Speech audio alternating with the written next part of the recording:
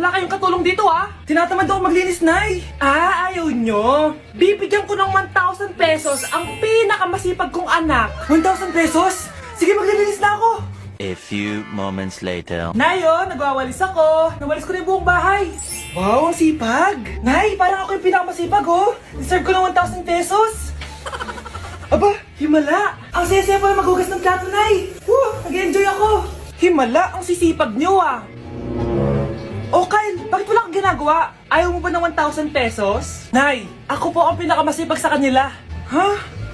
Paano ka naging masipag? Hindi ka naman naglilinis. Oo nga, Nay. Mas deserve namin yung 1,000 pesos. Araw-araw ako naglilinis ng buong bahay. Samantalang sila, walang ginagawa. May video ako dito, Nay. Gusto niyo pong makita?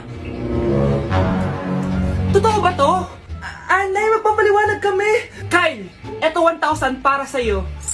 Thank you, Nay.